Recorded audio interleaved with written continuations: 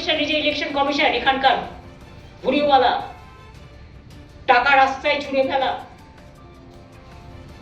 অনেক কেলেঙ্কারির নায়ক, আমি তার নাম বলছি না তার কারণ তার নামটা মনে আসতে আমার লজ্জা লাগছে।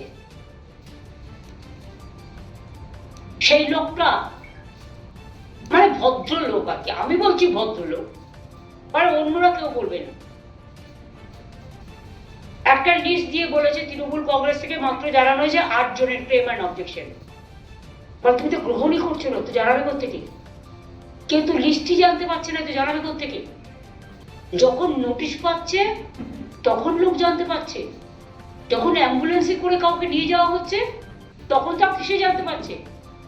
আজও পর্যন্ত জেনে রাখবেন 13-14 লাস্ট বলে দিয়েছিল ডিএমদের, আর এই 13-14 বিজেপির প্ল্যান হচ্ছে পঞ্চবার ভোটার লিস্ট যাতে আরো বাদ যায় যারা বেঁচে আছে, এবং ঝাড়খণ্ড থেকে বিহার থেকে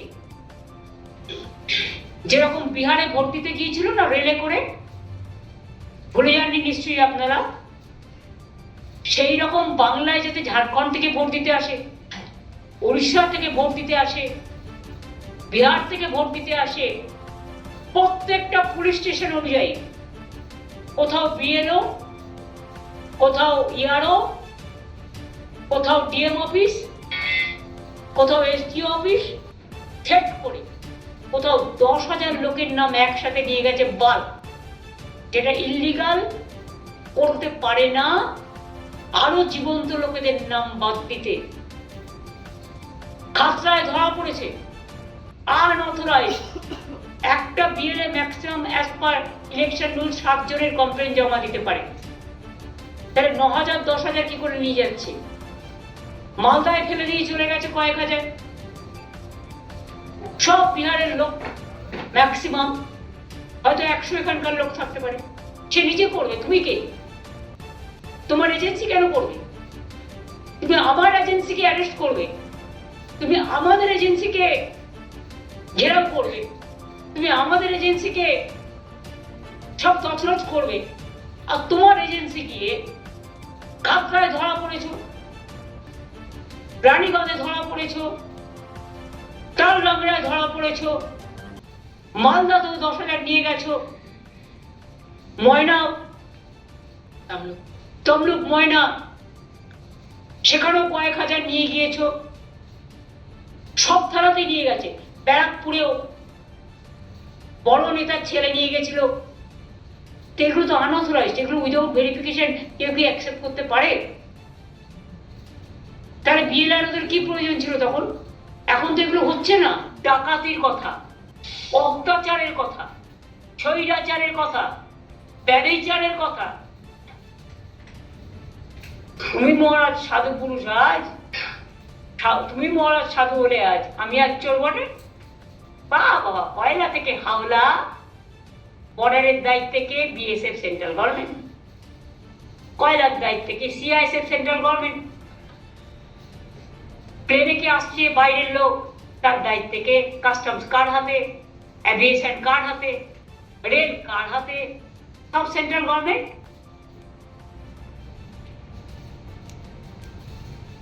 সিআরপিএফ কার্ড হাতে সেন্ট্রাল গভর্নমেন্ট, আর্মিও তোমার হাতে সেন্ট্রাল গভর্নমেন্ট।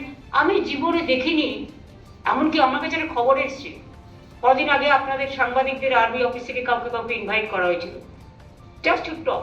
আমি এর মধ্যে কোনো ভুল দেখি না, আমি ওদের সম্মান করি, আমি সব ফোর্সকেই, কিন্তু একটা রিকোয়েস্ট করব, আমার কাছে খবর আছে ফোর্ট ইলিয়ামে একজন কমান্ড্যান্ট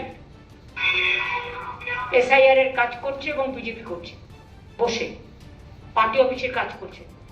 প্লিজ আপনাদের কাছে হাত জোর করে রিকোয়েস্ট করব, এটা করতে যাবেন না। যারা সত্যিকারের চোর ডাকাত, ধরুন কটা কেস হয়েছে বিজেপি, খুনি, ডাকাত, ধর্ষককারী, হত্যাকারী, হাওলাকারী, কটা কেস হয়েছে? মেয়েদের জ্বালিয়ে দিয়েছে, কটা কেস হয়েছে? অতি রাজ্যে বাংলা ভাষায় কথা বলে উড়িষ্যায় রোদ মারছে বাঙালিদের, রাজস্থানে মারছে, আসামে মারছে, মধ্যপ্রদেশে মারছে, আর সেই মধ্যপ্রদেশের এক নেতা সেখানে বসে আছে। বাংলায় আপনি শান্তিতে থাকবেন, হ্যাঁ আপনাকে সব শান্তি দেবো, সব ভালো ভালো মিষ্টি খাওয়াবো, কিন্তু নিজের রাজ্যটাকে কন্ট্রোল করুন।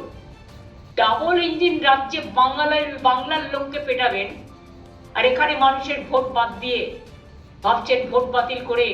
এখানেও এটাই এদের প্ল্যান আছে। এবং আজকে আপনাদের কাছে আমি কেন এসেছি দেখুন, আমি আপনাদের একটা লিস্ট দেখাচ্ছি, পরে আপনাদের দিয়ে দেবে সৌম্য। এটা হচ্ছে একটা লিস্ট। ধরুন ডিও ক্লিয়ার করেছে,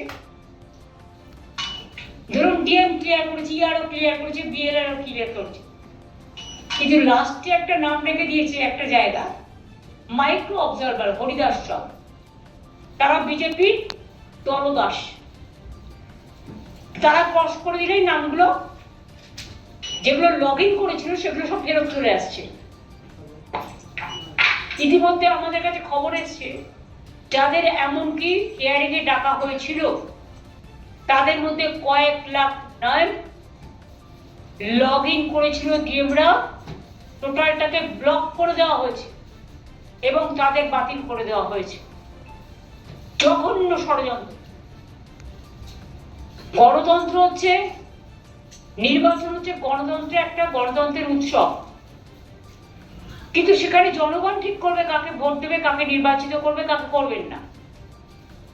কিন্তু সেখানে ইলেকশন কমিশন ভোটের আগেই অর্ধেক লোকের ভোট কেটে দিয়ে তিনি নির্বাচিত সরকার ঠিক করে দিচ্ছেন।